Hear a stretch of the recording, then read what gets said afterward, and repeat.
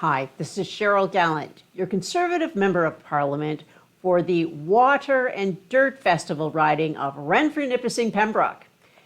Regular viewers know that I've been warning about Trudeau's net zero agenda for quite some time. Nothing could illustrate the net zero travel agenda better than the chaos at Canada's airports and land borders. While Justin Trudeau is doing everything in his power to limit travel by everyday Canadians and foreign tourists, he is setting new travel records himself.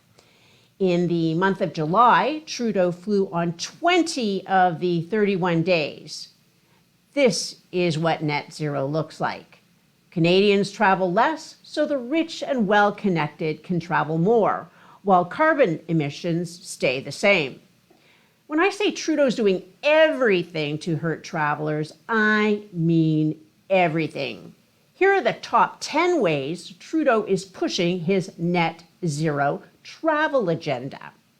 At number 1, we have the Arrive Can app. Just take a look at this clip.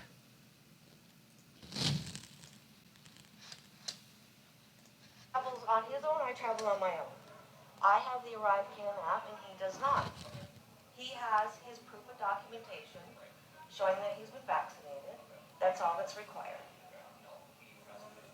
Well, we can put him onto your account and get it done. How come you don't want to do it?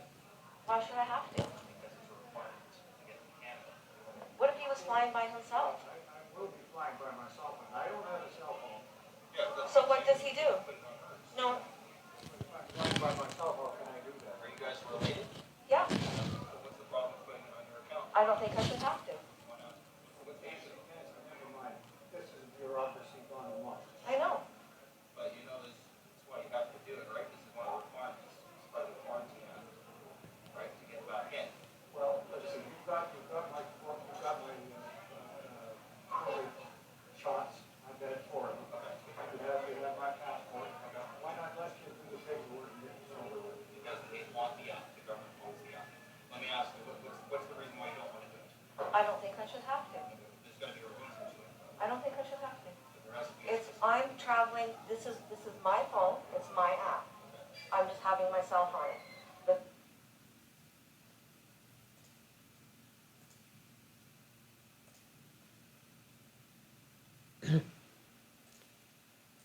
Scenes like the one you just saw are happening across the country.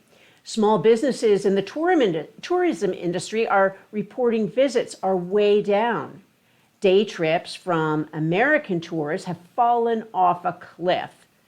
Both Conservative and NDP MPs from border towns are demanding that the app be scrapped. The tourism and travel industries are begging for relief.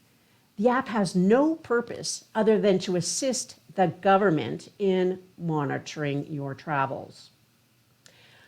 Why the surveillance? That's for number 2 on the net zero travel, random testing. Trudeau's decision to bring back random testing for travelers is another obstacle he's placed to reduce travel and tourism. There was no better example of this damage, of the damage this policy causes, than the story of 30 children. These kids were victims of terror attacks in the Middle East. They came to Canada for a special vacation, but instead of getting to spend the day at Canada's Wonderland, half the kids had to drive around Toronto looking for a place to get a test. It didn't matter that these kids came from a country with one of the highest rates of third doses.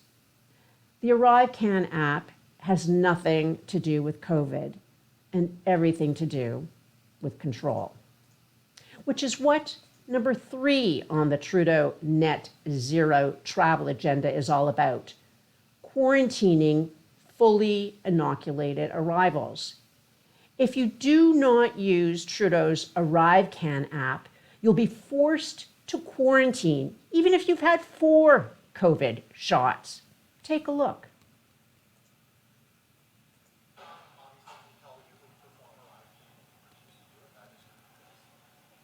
not going to sit through their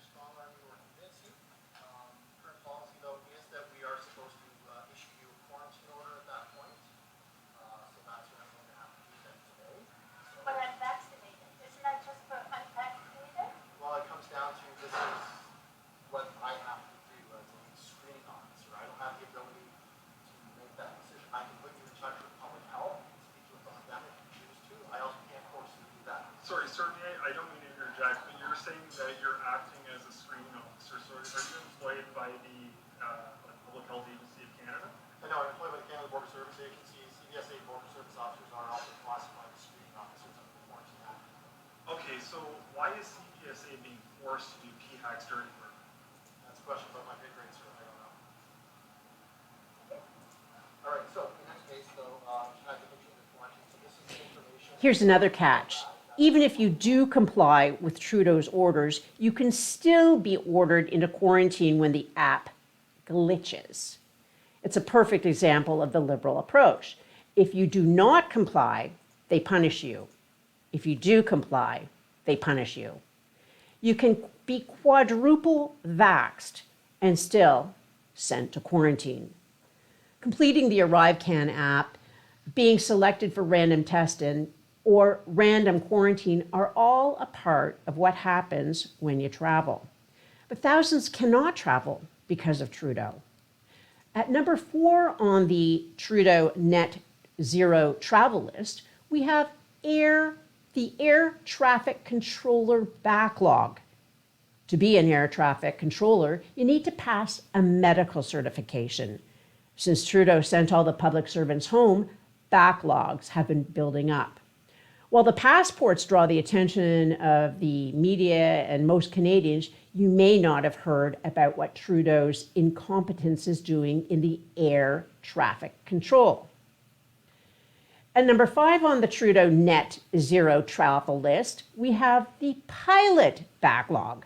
For much of the same reason we have a backlog of air traffic controller certifications, we have a backlog of pilot certifications.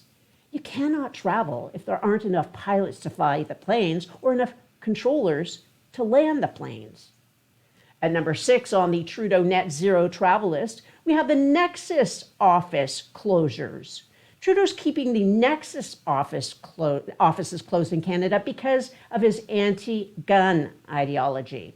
Now, the U.S. believes trained officers who are responsible for enforcing U.S. laws should carry sidearms while on duty. Let's face it, Americans have had some pretty terrible tragedies involving air travel violence. The U.S. is committed to protecting the people who guard its borders. The Trudeau Liberals are so committed to their anti-gun ideology that rather than get business travel back up and running, they take a stand against sidearms for officers. This is a ridiculously naive reason to keep the Nexus offices in Canada closed. But it helps limit the amount of air travel Trudeau seems to be committed to. At number 7 on the Trudeau net zero travel list, we have the passport delays. Just as Trudeau is committed to his anti-gun ideology, he's committed to do nothing about passport delays. This past March, I wrote the minister responsible for passports and asked what she planned to do about the surging demand. People who had applied for their passports back in September of 2021 were still waiting for their passports. No response. As the lines grew and Canadians' frustrations mounted, the Liberals blamed Canadians, saying they didn't complete their paperwork correctly. Then the Liberals announced a special high-level task force to address the backlogs. So far, the task force has done nothing. They haven't even met with the union, which represents the passport workers. They don't care because they don't want regular Canadians to travel. At number 8 on the Trudeau net zero travel list, we have cuts to passport services. The Liberals claim they're opening an additional location, 300, for Canadians to drop off their passports. This is classic gaslighting.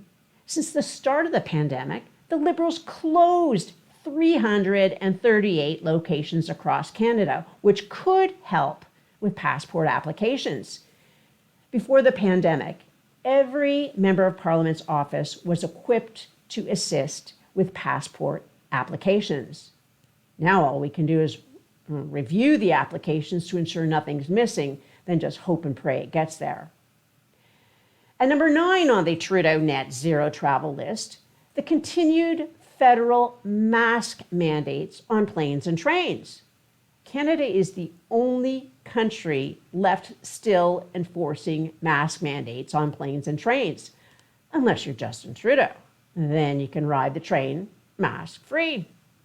Or unless you are the mainstream media, then you can ignore the mask mandates. Nothing better illustrates the hypocrisy of the Liberals and their media allies. They jet around the country crying about climate change. They ignore public health orders, which they demand everyone else follow. They want you to be stressed out, anxious, and uncomfortable. The less you travel, the more they can travel and still claim net zero carbon emissions. Finally, at number 10 on the Trudeau net zero travel list are the visa delays. While it's not Canadians applying, Canadians are being impacted because they're kept apart from loved ones. And the tourism sector has fewer customers.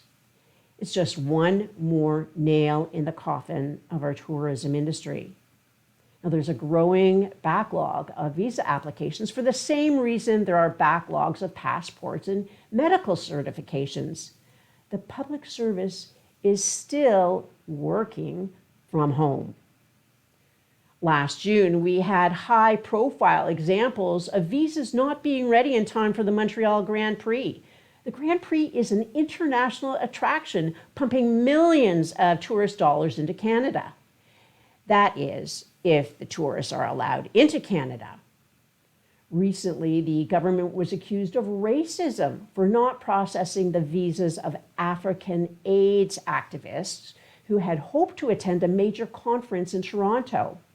Now, I'm not going to defend the Prime Minister's repeated usage of blackface against accusations of racism, but the visa delays do fit a pattern of behavior. And that's making travel into and around Canada as difficult as they can make it. Trudeau produced more carbon emissions in the month of July than a trucker convoy. Every time a Canadian is forced to abandon their travel plans because of delays, Trudeau can travel again and claim he's achieving net zero emissions. It's time for us to clip his wings and for him to face up to the results of his incompetence. Live from Ottawa, this is Cheryl Gallant.